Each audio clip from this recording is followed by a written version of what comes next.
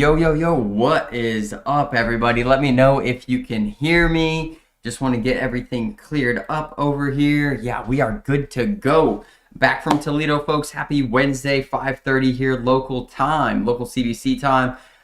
Bill's chair, well, really, that's my chair, empty. Bill is out trying to win a backyard 20-foot cornhole tournament. That's what Bill does. He's been working on his roll bag all day long in preparation for Spooky Nook. We are about 2.5 weeks out. Me and Bill are looking to make the final 8 at the Spooky Nook Major, folks. If you don't believe it, you better show up. You better watch, son. You better watch. This last week, loaded weekend in the ACO. We had Toledo Major, Atlantic City Major, and Lake Tahoe Major. So we're going to get into all of that stuff.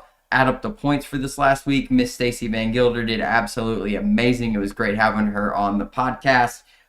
Next week, we probably will be able to have somebody on. I think there's 2 majors. I think Legends and Canada. So we'll pick one of those and run with that for picks, possibly with a guest to earn some money for them.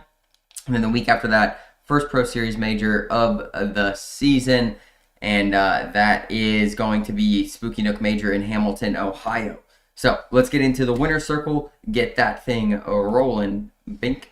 Here we go. I don't know how many we have. Probably a lot. Right off the rip, Colby Baskins and Miss Jordan Kirk getting it done with the Ronins. Love to see it. That must have been co-ed or doubles. Good job, folks. And Derek's got these new cards. Look at them, folks. The new player cards here for the winner's circle are looking fresh and clean. Bink. Next, Mr. Timmy Key takes a 3rd place at an ACO Singles Regional. Wearing the MNC Mania shirt right there. Shout out Monday Night Cornhole. He's throwing his custom Ronins. Love to see it, Mr. Timmy. Keep it rolling, bruh. Bink. Terry Crum in the cutoff. Terry Crum says, show off those guns, son. I love to see it, Terry. Terry's a stud. Takes a 3rd place down in New Johnsonville, throwing the Ronins. That a boy.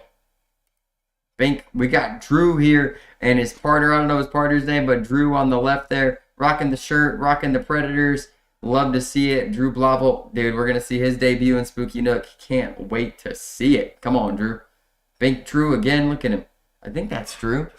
I can't even tell because he's like hiding behind these Predator bags. If this is another... Wait, let me see. I think this is... If this is the same night, it's definitely a different child here. They got too many kids up there in dang North Dakota, Minnesota, South Dakota, all those places up there. They got them going. Here we go.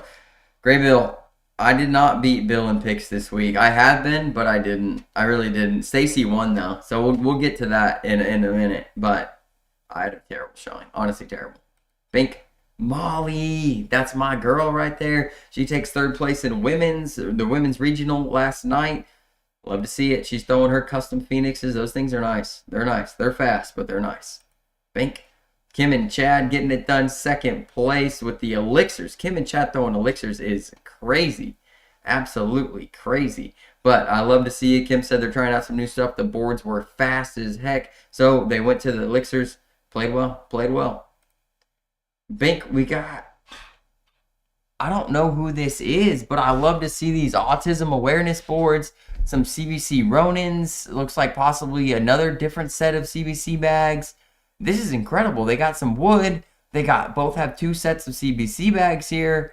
I mean, who are these folks? Somebody let me know. BG jerseys, but throwing CBC bags. Oh, I think they won these bags.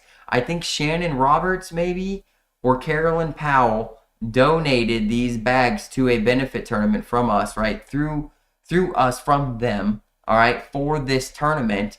And these people won the bags right here. So congratulations here. This was a benefit tournament. That's right, an autism-ish benefit tournament. I am absolutely astonished I don't know more about this because I saw it and I cannot pull it out right now, folks. Where is Bill, Mitch? We don't know where Bill is. We never know where he is. He could pop up at any moment. He could be gone for weeks. We don't know. He's been working really hard, though, mainly for you, Mitch. So...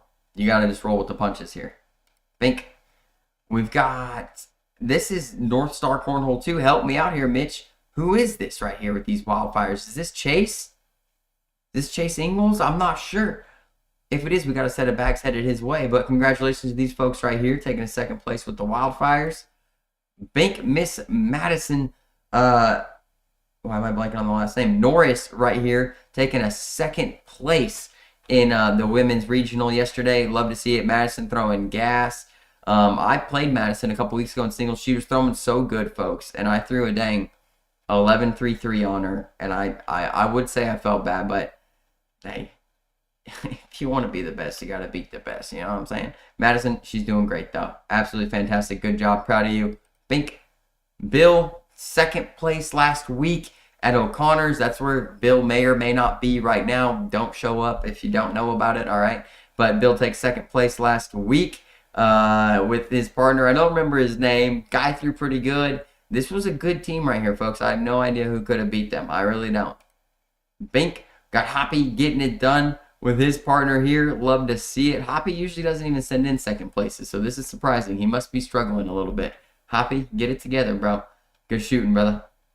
Bink Kim, first place. This is either women's or singles. You never know with Kim. Could be both. She's throwing the elixirs. I love to see it. Big CBC logo on and big smile. Kim Jackson wearing the jersey. Love it, love it, love it. Bink Kim, first place major champion. Lake Tahoe major.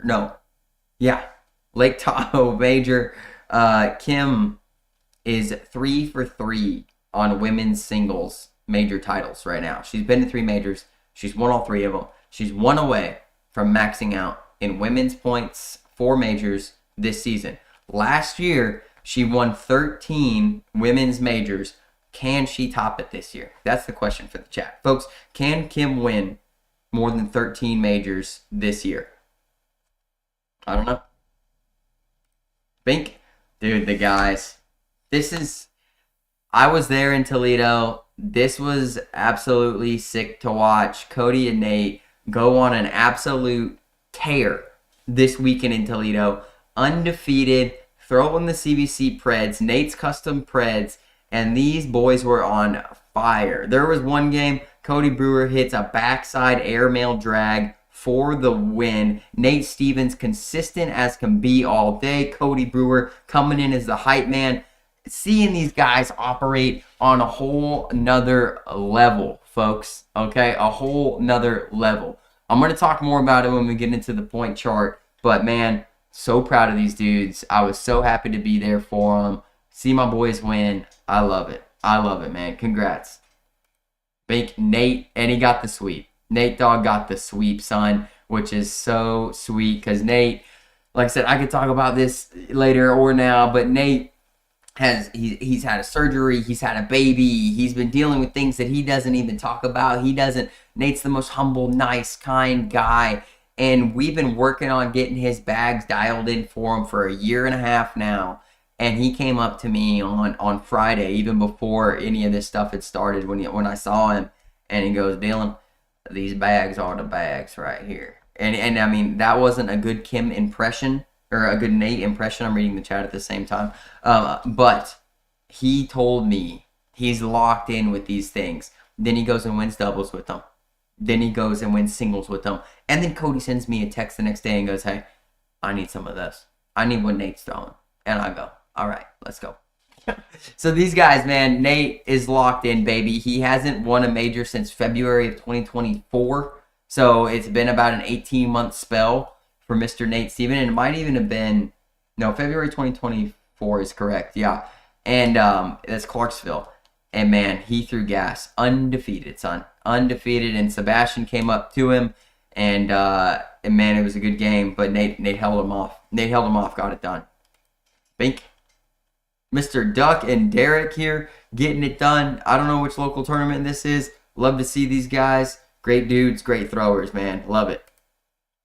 Bink. Sin Lee and his partner getting it done, throwing the carbons. I think Sin texted me his partner's name, so I just want to give this guy some credit here.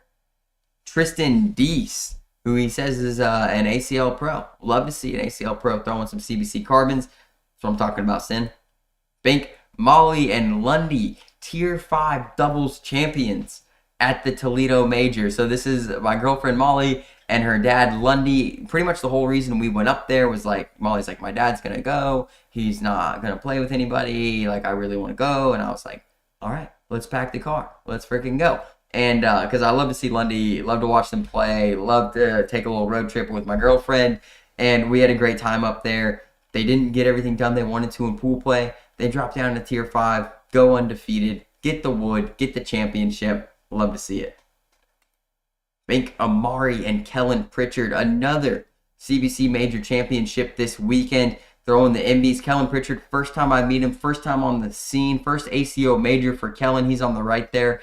And in the red, he took second in juniors and first in the blind draw. He had a good showing in singles and doubles as well with Mr. Aaron Lambert. So Kellen is somebody to watch out for. We are very excited to have him throwing some CBC this year. Amari throwing Big D this year, but he linked up with Kellen in the blind draw, which is crazy. They played each other in the juniors championship and then drew each other in the blind draw literally hours later. They teamed up. They took down the blind draw. I think there was 150-something teams in this blind draw. Dudes are studs. Honestly, I wouldn't mind seeing these guys team up for some doubles action at some point, man. Love to see it. Congrats, boys. Zach Rush is back, baby. Come on, Zach. Got the chains out. Boys throwing some custom NVs right there. The Zach Rush Zombie Specials. Love to see it, Zach. Can't wait to see you on the boards, bro. Bink B-Rad gets it done. And I think this is Junior's Challenger bracket with the custom Cardinals elixirs right there. B-Rad, man. Couple years, B-Rad's about to be one of the best. One of the best. Bink Terry Crum getting it done in seniors with the Magnums. Terry Crum says, I don't like sleeves, son. I don't like them. Terry, congrats, brother. Love the hat. Love the stash. Love the no sleeves, baby. Bink got Johnny Holdridge, and partner here getting it done with the Tiger Ronins. That's what I'm talking about, Johnny. Appreciate you, bro. You seem to be getting it done week in and week out, man. Let's get it, son. Bink. Oh, yeah. Come on, folks. Me and Bill take down our second doubles regional. We got the double dip on Bryson Booker. It wasn't easy, but I'm just saying, my boy Bill was holding it down for me on his side. I was doing my job on my side, and we got it done. We're 2 for 2 on regionals, folks. Just saying. Just saying. No big deal. No big deal. Watch out for us. It's spooky. Come on. Bink. Me and Molly. Maybe or maybe not beat Bill's butt last week at the O'Connors. All right?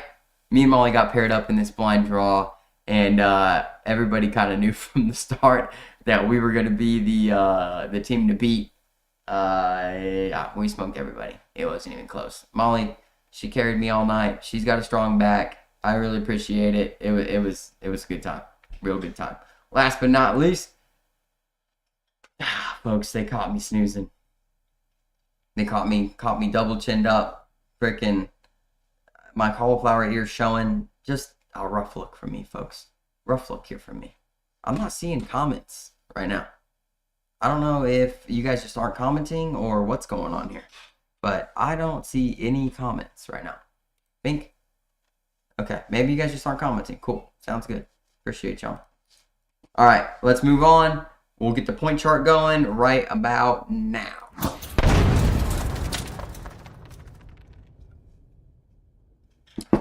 All right, here we go. CBC Family Picks point chart, folks. How this works. Every week when there is a upcoming major, at least a large upcoming major, myself and Bill make picks, sometimes against the guests. Sometimes there's $80 on the line. Sometimes there's $160 on the line. Sometimes there's $240 on the line. And we get points for how each player finishes in each respective division. The points breakdown is as follows. First place, 10 points. Second place, 9 points. Third place, 8 points. Fourth place, 7 points. Fifth place, 5 points. Seventh place, 3 points. 9 points, 1 point. After that, you get no points. Got to take a top 10 here in CBC. If you want anything, no participation trophies. Let's go. All right, here is the breakdown. I don't even want to look at my points. The only thing I did well in was singles with Sebastian. So starting off with women's, McKenna Kopp gets the double dip. I love to see it. Her bag makes absolutely no sense at all, folks. It's a pure knuckle bag. If you've seen it, you know what I'm talking about, and you are just as confused by it as I am.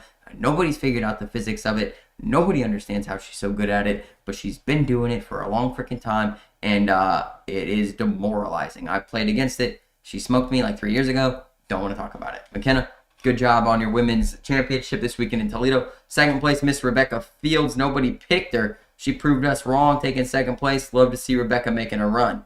Third place, Miss Kennedy Meineke. She's always in the running. Had a great weekend. Love to see it for her. And Miss Martina Bell, Bill's pick, takes fourth place. Moving to seniors, Brian Higginbotham gets it done. Love to see Higgy back on the podium. Great dude. I got to talk to him this weekend. Love it.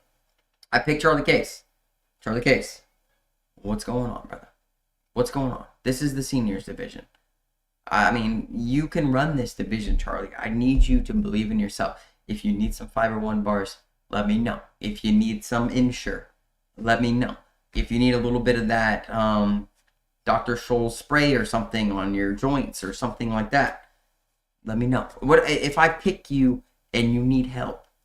Let me know, folks, because I'm trying to win over here.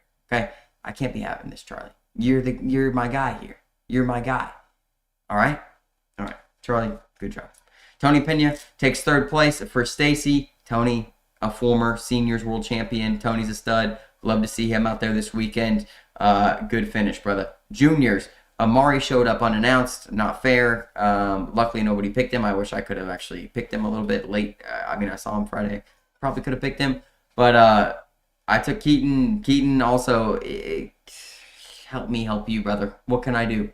What can I do to replace these 7th and 17ths, folks? How can I incentivize you to do well for me? I need some help out here. Okay? Stacy's done clean the closet on me. She picked Skylar Foster. Love to see Skylar. He took 4th place. Bill had Kellen Pritchard. What a pickup for Bill. Kellen takes 2nd place. All right? Moving into co-ed, I took the Cops. I appreciate them getting a nice 3rd place done. Very respectable, very tough field. First place, Kennedy and Sebastian. Good pick from Stacy. This team is 1 win away from maxing out in the co-ed division for majors this year. I talked to Sebastian about this. They've been hitting a ton of majors. He's like, yeah, we're trying to get all of our co-ed points before I have to start school this year. And I was like, oh my gosh. They're just going for it, folks. Going for it. And winning everything they show up to. They are absolute studs. Bill takes Todd and Rebecca. They take a very respectable 7th place. I think that's their first time matching up together. So I expect to see more out of them this season. All right, moving into doubles. Bill takes Cody and Nate. Takes the team guys. Cody and Nate get it done. Despite all the haters saying they didn't deserve to be in the conversation, what was great about that is most of those haters were in Toledo this weekend. Nate and Cody said, this is what we do. This is what we do. We show up and win. You hate on me, I win. I don't care what you say. All right? And so, studs. Absolutely amazing stuff from the guys. Evan and Dan, they take Evan Vanos and Dan Schulten. They take 5th place in the final 8, which equates to a 2nd in bracket. Folks, there were 4 brackets, or there were 2 brackets. So wait, this equates to a, what does it equate to? 1-1, 2-2, 3-3. A 3rd place. 3rd place. Okay. Bing. Stacy still won. It doesn't matter. All right. Evan and Dan, great showing, making the final 8 there. Beaver and Tyson. What the heck, man? What the heck, guys? I take a chance here on you, too. Tyson, I barely even talked to you this weekend, so I don't know what that was about. Beaver, I talked to you a lot, and I thought that we had a good thing going. I thought you said you were going to get some stuff done for me. Didn't happen. Thank you, Beaver. All right, moving to singles. Nate Stevens, your champion. So stoked for that. First of many for Mr. Nate this year. He's the guy up there in the power rankings now. I mean, just a stud. If anybody had questions about Nate, he answered them, and that's it. Cody Brewer, Bill's pick, takes 7th in bracket. And folks, these brackets were loaded. Anybody that went to Toledo knows that the brackets in Toledo were absolutely stacked to the gills, son. We had ACO pros out the yin yang, ACL pros out the yin yang, regular players just throwing gas, son. It was a who's who weekend up in Toledo. Love to see it. Stacy takes Jeremiah. So, Jeremiah, I said Last week, I told Stacy that I had some questions about Jeremiah's gameplay. What I'm going to tell you here, folks, it was good. He played fine. The reality is, and we're going to get into this a little bit in a second. I'm going to get into this in the Family Feud section of things. The reality is that everybody's freaking good right now. Everybody is good right now. And at any given point, anybody can throw really, really well. Jeremiah played Todd Gammon, I think, second round of the bracket, maybe first round of the bracket. They had back and forth chirping going on during the match. It was lighthearted. It was fun. It was exciting. There was a crowd of 30 or 40 people around this court. Todd threw a 10-7. Jeremiah threw like a 10-5 or a 10-6, 30 rounds or something like that. I mean, what do you expect out of these guys? That's ridiculous stuff. So it's just kind of the way things are. And then later on in the bracket, Jeremiah played Davin Barnes. Love Davin Barnes. He had a great run this weekend. I think he took like 9th in bracket or something like that. Maybe even better than that. Davin Barnes hits a bar of soap to stay alive, down 20-7. He hits a bar of soap to stay alive, stomps back against Jeremiah Ellis, down 20-7, and wins the match. I mean, just became pro this year. That's what this sport is. And usually we see Jeremiah on the other end of that with the big comebacks. And also I want to say Jeremiah, very respectful. I mean, during these wins, he didn't show anger or animosity or anything like that. And he's always been a great competitor, and I didn't think he would be, a sore loser of any sorts. But it's always good to see that a person with that much influence in the sport, such a polarizing figure in the sport, takes care of the players, a man of his word, a great sport. So I really love to see that. Like I said, a tough showing for Jeremiah. But at the same time, this is how good people are nowadays. Legitimately, no matter where you go, no matter what league you're throwing in, this is how good people are. All right? Moving down to passion picks, the only person that got points was Miss Stacy Van Gilder. She had Evan Vanos. Evan threw great in singles and doubles. He takes a 5th in his bracket. Evan's throwing really good. Somebody to look out for this year. He's got such a smooth delivery. He's a great player. I haven't really spoke to him much. I don't know him very well. But I know that he plays great. Tanner is who Bill picked. Tanner made the main bracket in singles, so he was happy about that. He maybe won a match or two, maybe one more than me. I don't know. Takes a 25th. We hope to see Tanner move up on the rankings in Spooky Nook. I picked myself. I had a great showing in pool play. I threw a 10-5 the first game. The second game, I played Dan Schulten, who went on to, like I said, make the final 8 in doubles. He's a really good player. I think he's an ex-ACL pro. I think a very good player from the Michigan area. I played a tough game against him. I think I threw like a 9-7-9. He was a little off. I think he threw a 9 flat or something like that. So I got into the main brackets. Following that, I played this Tyler Stratton first round. Kid's throw and his bag fight, so smooth, effortless, every single shot, reverse cuts, air mails, roll bags, and I had a good lead, like 13-9, something like that, and he came back and beat me 21-14, so that was rough. He played well, respectful kid, was nice before the game, during the game, after the game, so congrats to him. He made a run and even made it into the final 8, Tyler Stratton did. And then my second game was against Derek King. And Derek King also used to be an ACL pro. I think Derek King's somebody who plays really well sometimes and then kind of doesn't play his best at other times. I was hoping to catch him, at some of those other times, some of the not that great times. I caught him when he was hitting every airmail. This guy was blocking. I was reblocking. He was ripping 3 airmails. I was blocking. He was reblocking. Then he was ripping 3 airmails. I was missing everything that I tried to do, so I lost like 21-9, and I was out. So that was my weekend for singles, folks. That was Toledo. Summed up a lot of good players, a lot of players that played a lot of ACL last year. To name a few, Alec Ryan made a really good run. I think he made the final 8. David Ryan was there, his dad, Tyler Stratton, Tony Mayball, Evan Vanos played a little. I think he played mainly ACO last year, but he also was an ACL cap for a little bit. Like I mentioned, Dan Schulten, Zach Smith was an ACL elite. Logan Hall was an ACL pro. I'm trying to name these like off the top of my head because I think there's a lot more that were in there. But it was really good to see all those people. I met a lot of new people that I hadn't met before, so that was pretty neat.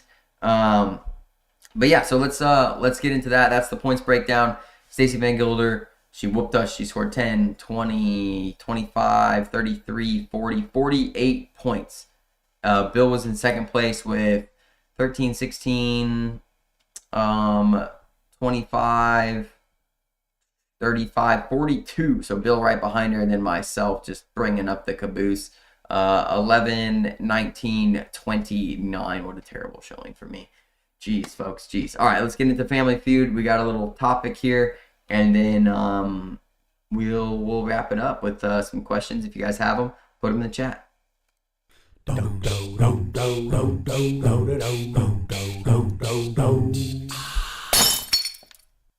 All right, folks, here we go. So this is Family Feud. This is where we discuss hot topics going on in the ACO, ACL, really whatever you kind of subscribe to. But we usually post some questions throughout the week to gauge some interest, and then go from there and kind of explain, like talk to you guys about whatever you guys want to talk about, and discuss like our thoughts on it. Tonight it's just me, so sometimes that can be a little risky considering sometimes I get a little bit wild. But I'm gonna try to keep it calm tonight. I don't think that we have a ton of stuff going on. A lot of players switching to the ACO or retiring from the ACL. Cheyenne Bubenheim being one of the most prominent to switch over. Jay Rubin leaving the ACL, which, all right, to discuss the Jay Rubin stuff, if you guys don't know a lot about it, Jay Rubin, one of the best players in the ACL last year. He's been a pro for like 6 seasons or something like that. He took some time off, came back, played really well, finished like number 4 or something like that, he said in his post, and was in a deal with All Cornhole, the bag company, right?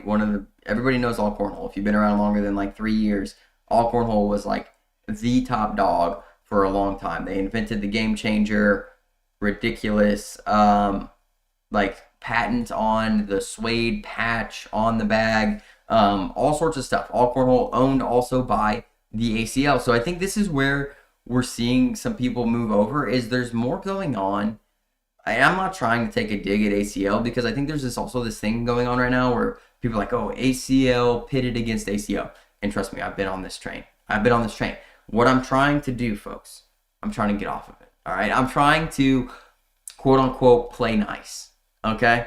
And what that means is I don't want there to be a rivalry. I want everybody to play fair. I want everybody to have a good time when they're playing cornhole. I don't even want to have to think about it of like a league versus league. So something I'm going to try to get into today is kind of what I see the future of ACO and ACL, and I mean maybe even TCL, which seems to kind of be their own thing. What I see a future for in that, and then just my thoughts. But anyways, Jay Rubin, sponsored by All Cornhole, doesn't get paid by his bag sponsor all year, which, like I said, All Cornhole is also owned by the commissioner of the ACL. So it's some real like cross issues there, some integration things that I don't think are really kosher. And we kind of have insight on that to where we know that All Cornhole was trying to sell all their assets to other bag companies and such, but they were unwilling to release their finances for the last 3 to 5 years. So we may or may not have been like slightly involved in like trying to understand like what the deal was and what they wanted and that kind of stuff. And so once, folks, if somebody does not release their business financials to you, and they're trying to sell this business to you, it is a huge red flag. And I'm not even a business guy. I don't have a business major. I'm a partial owner of CBC with Derek and Bill, of course. That's what I know about business. I know that if I was trying to buy another business, another company from somebody, I would want to see their financial records. And All Cornhole was not willing to release that stuff or being very dodgy about it. Like I said, didn't pay their players from last season, and it's not just Jay Rubin, it's multiple players. And the person, like I said, the commissioner of the ACL also owns a piece or all of All Cornhole. So there's something going on there where it's like, if you own this, you're trying to sell it, you're not paying the players, but you also run the ACL, and now Jay Rubin leaves the ACL, I'm sure it's just a bad taste in his mouth. It's like, why would I stay in this league where the commissioner was also technically my bag sponsor last year and didn't freaking pay me?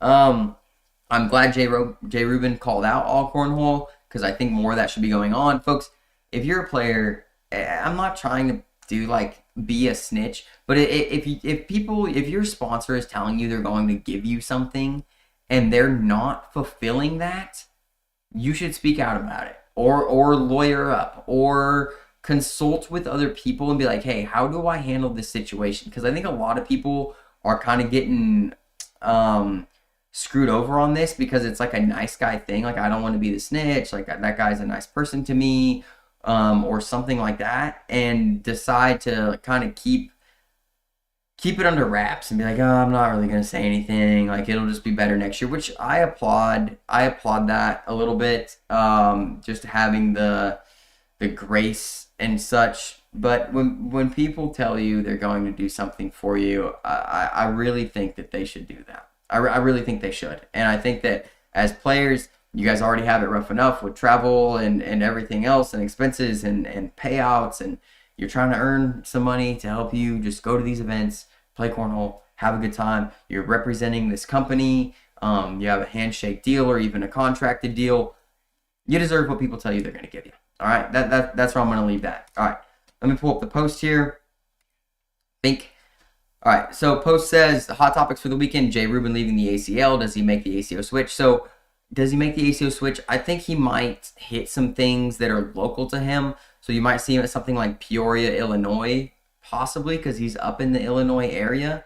But besides that, I don't know how much you'll see him. Jay Rubin might just be chilling, playing local stuff, and that's it. I would love to see him at some ACO majors, just to hang out. You know, like I said, I'm not trying to pit ACL versus ACO any longer. All right, I am moving past it. I'm trying. Okay, I'm gonna try really hard.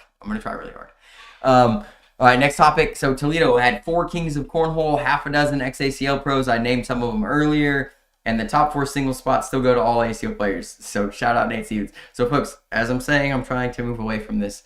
Just a few days ago, I was not doing very well at this. Okay, so it did hold true though that all the 4 spots, and Nate was an ACL pro at one point. Nate's been ACO, back to ACO. So Nate's been all over the place. I just like to stir the pot a little bit, and I'm trying to work on that. I want to talk about these hot topics objectively, a little bit opinionated as well, subjectively. But I'm going to try not to stir the pot. I got called the other day. I got called the king of rage bait, and I don't want to be that. I don't want to be that, folks. I promise I don't. Although it brings me entertainment, I shouldn't be doing that, folks. All right? I shouldn't be doing that. Okay? But it was awesome to see the 4 Kings of Cornhole there. Craig Irvin, I spoke to him. Eric Zockline, I didn't get to speak to, but I watched him play. He made a great run in both doubles and singles. I think 5th in bracket in both of those. I think 5th in both of those. Jeremiah Ellis, of course, I spoke to Jeremiah in length. Checked out the Vibe Bagco booth. It was running good. Talked to their graphic designer for a while. He was picking my brain on some things about being an ACO bag company and stuff like that. So we had really good conversations, and Bill and I and Derek are pretty transparent about stuff like that for the most part. Like, we're not giving away our secrets, but we are willing to help some folks out and kind of tell them like our keys to success on some of the things, and just kind of give them our experiences. And we're not afraid to do that, you know, and that's because other people have helped us along the way while we were in our infancy, although I still feel like we are, and we are always trying to learn and adapt. And I'm having phone calls with bag companies, usually on a weekly basis. I'm talking to another bag owner, whether that's us airing out our grievances and venting and such, or it's kind of bouncing ideas off of what we can do in the future. I just like to have those conversations. the last king, Sebastian Barger, which to speak on Sebastian, man, he's got to be power rank number 1 still. I don't care that he hasn't won. Sebastian's been to 3 majors. He's taken second place in singles in all 3 majors. Just absolutely heart-wrenching for me to see. Like, this weekend, I was really nervous, him coming up to play the championship against Nate. I'm like, can Sebastian get the double dip today? Is today the day he gets his major championship for the season? And he didn't, but like I said, I want to see Sebastian win. Sebastian's freaking so good. He's so consistent, folks, and he played killer after killer after killer in his bracket. I know Braden Easterling was in his bracket. I think Jeremiah was in his bracket. I think Todd Gammon was in his bracket. Multiple good players. He fought his way back. So Sebastian is so freaking good, folks. It's ridiculous. So 3 majors, 1 weekend, lots of winners. Yeah, I wanted to give a shout out to a few people on the West Coast majors too in Atlantic City. The Hertz get it done in Atlantic City. Isaac sweeps it over there, similar to what Nate did in Toledo. In Lake Tahoe, I want to give a shout out to Josh Neville and Philip Swanson. Those dudes don't throw for us, but they're dudes that I've talked to, and I really am proud of them taking down doubles this weekend. Singles over there, Gavin Lesh, yes. Oh, I'm actually stoked. Gavin Lesh takes down singles. I think that's his second major championship, either first or second. I love Gavin, great dude. So I just wanted to give those people a shout out. That's just some of them. There was a lot of great stuff going on. Jessica Clark and her partner take down co-ed. I think it was Jessica. Tell me who it was, because if it was Philip, I think it was Philip, but I really don't remember. But I think you won co-ed. I think somebody tell me if I'm wrong here. All right. Anyways, looking at the chat here, what people are saying.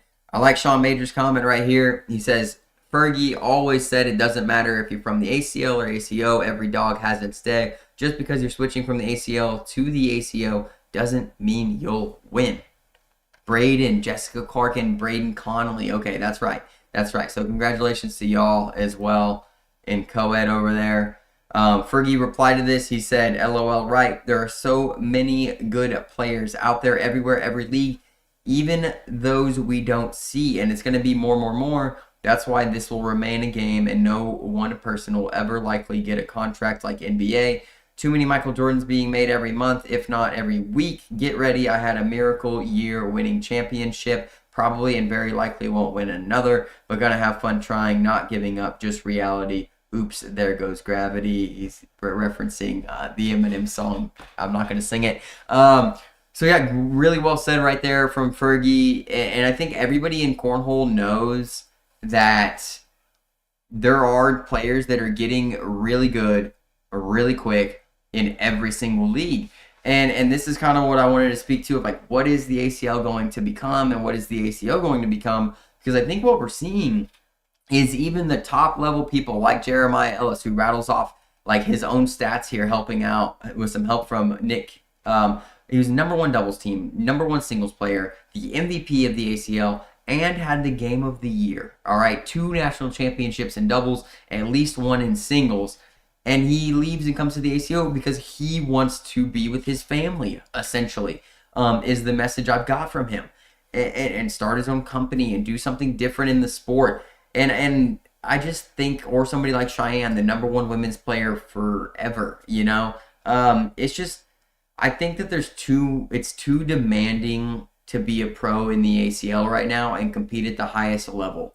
I think you can earn more money in the ACL. I don't think that's a secret to anybody. I don't think anybody's trying to debate that you're going to make more money in the ACO. I think that it's just a convenience thing. I think that there's more majors in the ACO. You only have to go to 4, technically, to earn your pro status as long as you play well. There's usually at least 3 or 4 within 8 hours to 12 hours of you, which in the ACL, you're not getting that.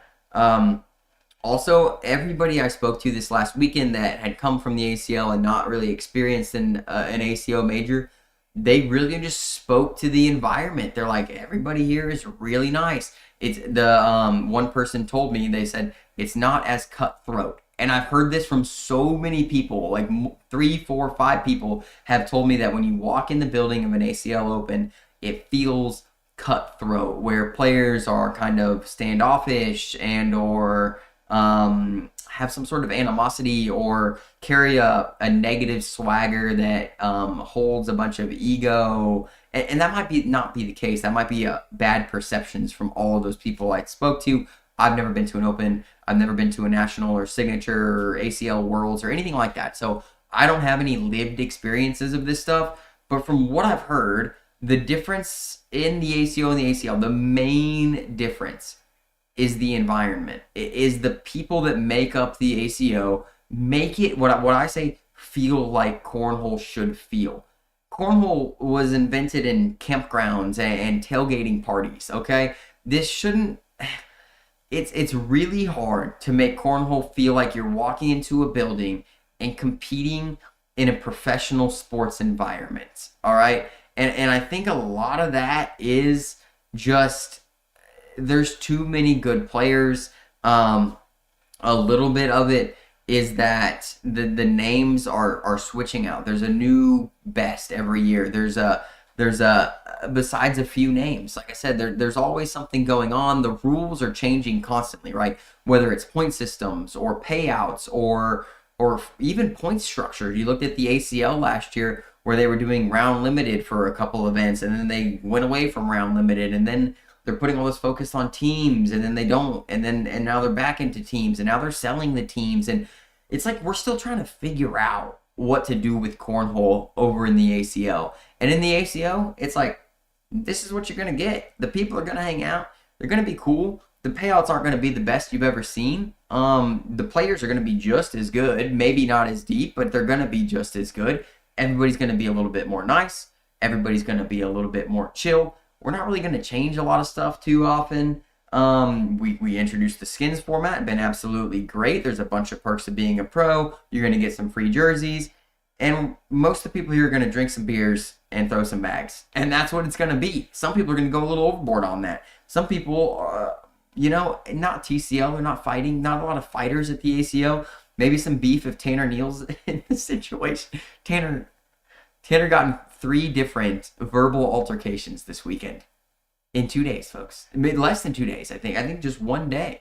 And he was trying to say, Dylan, am I the problem? It's like, yeah, Tanner, you're the problem, but I love you, But that's what I'm getting from it. What's up, chat? What's up, everybody? Jessica, Philip, Tristan, Chris, Jordan, Ron, Rachel, thank you guys, Mitch, Jamie, everybody tuning in here. Appreciate you. If you have any questions or you have anything to add to this conversation, please do, because right now I'm just rambling on like this is a solo Theo Vaughn podcast or something.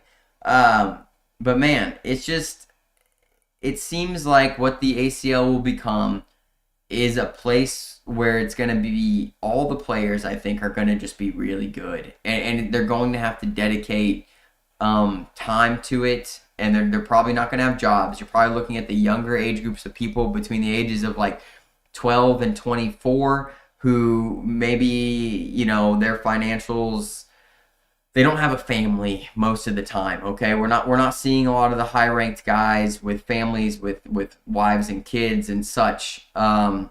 So I think that league is going to turn into what we'll call the more professional league. I don't really know what that's going to look like. I think the ACO is going to get the influx of your grassroots players, the players that want to show up.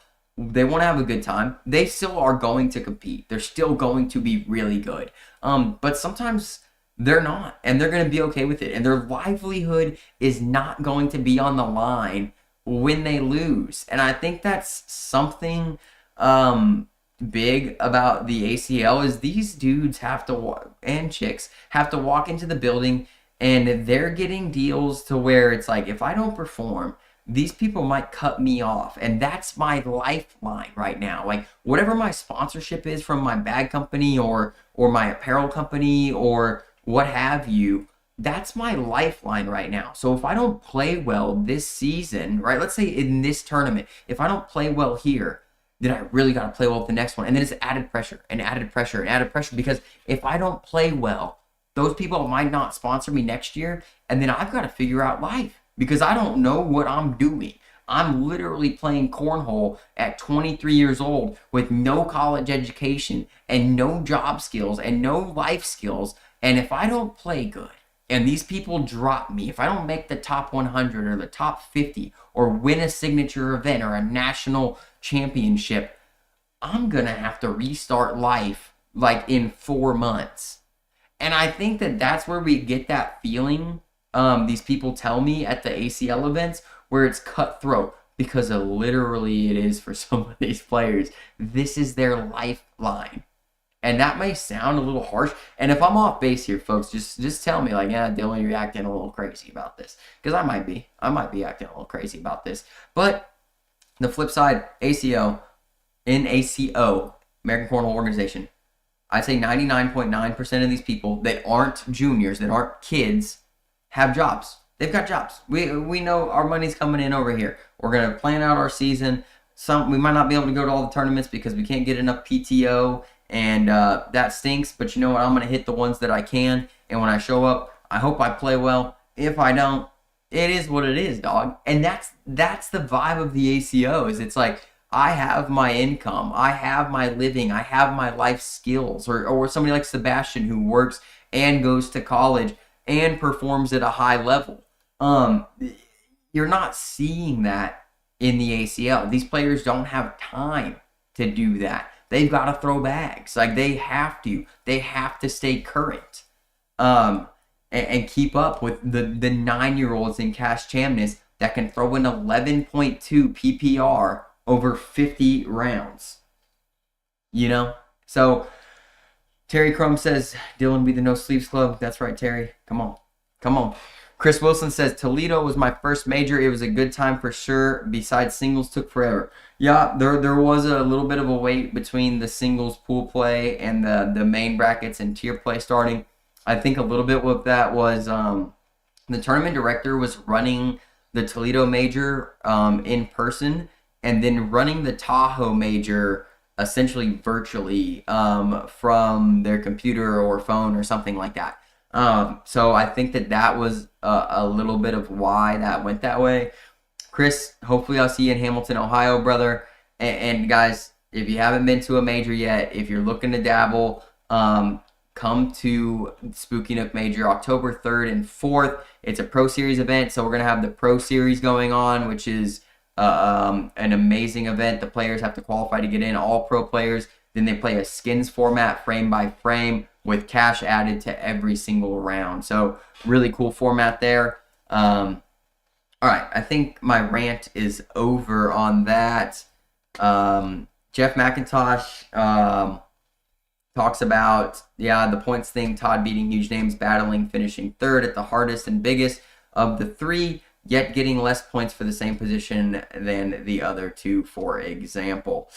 Yeah, so what Jeff is referring to is Todd finished third in his bracket. There were 4 brackets. Third in bracket equals a 9th overall. So essentially what Jeff is saying here is the person who took 7th in, let's say, Lake Tahoe, where the main bracket had, 28 players or something like that, 24 players, will get more points than somebody like Todd Gammon, whose bracket had, I think, 32 or something players, with, I think, 3 or 4 pros and even more really good ex-ACL pros or really good players. So it's something, Jeff, that we're going to have to deal with this season. I've spoken my piece to who I can speak my piece to on this, Jeff. Jeff promised me, I promise you, that I went 2 days of messaging people, trying the people that I was supposed to be talking to about this point situation. I messaged them for 2 days, trying to figure out how to get it kind of back to the system it was last year, to no avail, brother. And I understand it. They'd already started the season. There was a format in place that in my personal opinion was worse than the one that is in place now. I proposed my own point system. I spent 30, 45 minutes working on something that I thought could work for the season. And the person was really cordial with me. They listened to everything I had to say. They didn't have to explain anything to me, and they did that out of the kindness of their heart. So I do appreciate the back and forth I had with that individual regarding the point system. Am I in agreement with it? Maybe not, but in reality, this is where we are. So, folks, if you want big points and a better chance to earn your pro status and or earn money, the top 8's where that's at. So at 4 bracket majors, you're going to have to make the top 8 if you want to see big points. And that goes for the small majors as well. It's just a singular bracket, but the top 8 earns the same amount of points. So if you're planning trips, if you're planning out your season right now, if you think you can pluck out some of the smaller majors and travel to them, maybe this is a way the ACO can get players to these smaller majors, because now there is not only money incentive, but there's point incentives. And I know that the argument here is like, oh, well, money and points are the same. Absolutely, but if 50 people show up in Fresno and they're paying out 8% or 8 players, whereas 400 players show up to Spooky Nook and you also pay out 8 players, then obviously your percentage to take top 8s, your probability to take top 8 at the major with 50 players is much better than the one with 400. And that's just the reality of that. So maybe this is a way that we can get more players to these locations that aren't as saturated as I live in, the Tennessee, Kentucky, Ohio, Indiana, Alabama, Illinois, Georgia. You guys know where these big saturated areas are. So like I said, I employ you to do your due diligence, and if you want to chase points and chase the money, it's going to be a little bit easier probability-wise if you can find the majors that are smaller, okay? So that's just my piece of advice. If you want to play the best of the best, if you want to take the hardest route to get your pro status, if you want to play the cream of the crop and the most players, go to the big majors. Show up and show out, all right? I mean, I'll be there. Me and Bill will be there running doubles, okay? John, good to see you in the chat, brother. Yeah, it was great to throw against you, John. Talk a little bit. Love to see you out there, brother. David, yes, Spooky Nook is a Pro Skins event. That is correct. So you better buy your tickets. It's in like 2.5 weeks. Stephanie says, I'll say dislike 4 brackets. I'd rather 2 60-person brackets or make it top 16 like Worlds, and they deserve a payout. I like top 16 paid out. I think that's a great solution, Stephanie. I actually didn't propose that solution. I don't, like I said, this is getting into the financials of the ACO, and I have no oversight on any of that. I am completely in the dark on that, and I want to stay completely in the dark on that. I don't want to know their financials. I'm not asking to know anybody's financials.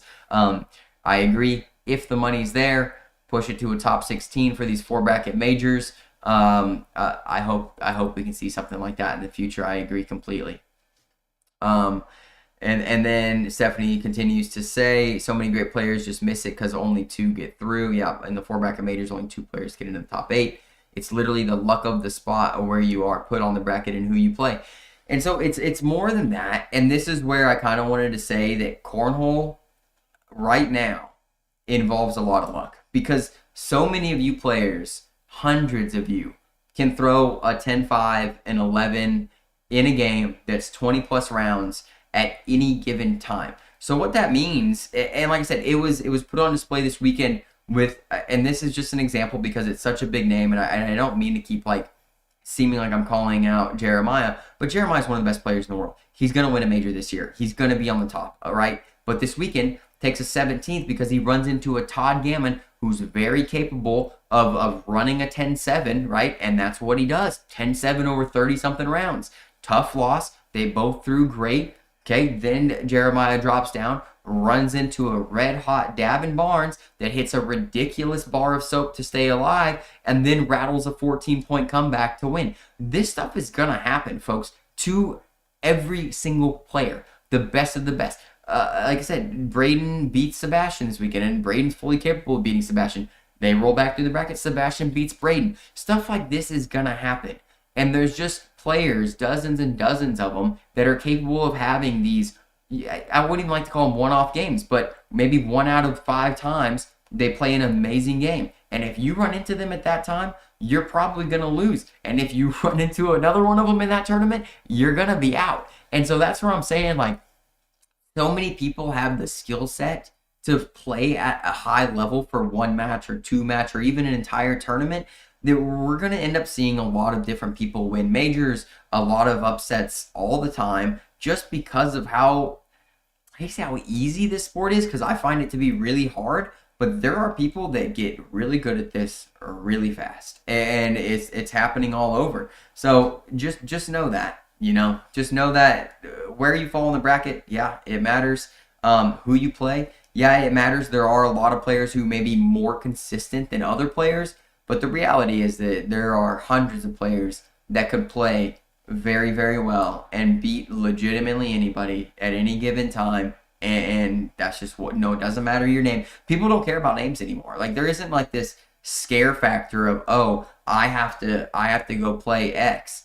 It doesn't matter, because, like, using myself for an example, I am capable and have thrown games 25 rounds throwing over a 10-5. Can I do it often? No. But if I get the right matchups or have the right day, and I do that a couple times, I myself, somebody who doesn't practice, somebody who plays in a weekly blind draw once a week, somebody who's never been a pro, could find myself in the final 8 or in a championship based off of just I had a good day. And that's just what's gonna happen. What up, Tanner? Tanner, I was talking about you earlier, bro. All good things. I maybe or maybe not mentioned that you were in some altercations this weekend. But to your defense, I said you're a nice guy. I don't even know if I said that, but I'm saying it now. Tanner is a nice guy. Chris says, calling it now. My boy Kellen Pritchard wins a major this year. Kellen, very capable of winning a major. Definitely juniors. The singles bracket, I'd like to see him roll through there too. Kellen, I mean, he's just now starting to throw the bags. He's getting very comfortable with the indies. So I love to see it. I can kind of close out of this, folks. We don't need this anymore. David Riley says, I can't get over the championship bracket hump for some reason. Yeah, David, you keep getting in there, brother. You're going to get yours. You're going to get yours, David. Good to see you this weekend. Good comeback against Aaron Lambert. I hated to see you because Aaron's my boy, but you played great. You played absolutely great.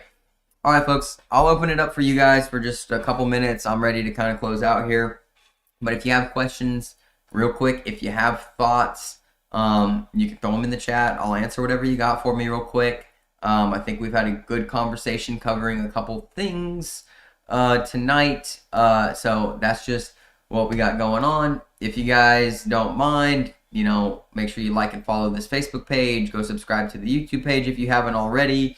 We will be live streaming in Spooky Nook. So Bill and I will be on the mic. Derek will be running the bag booth.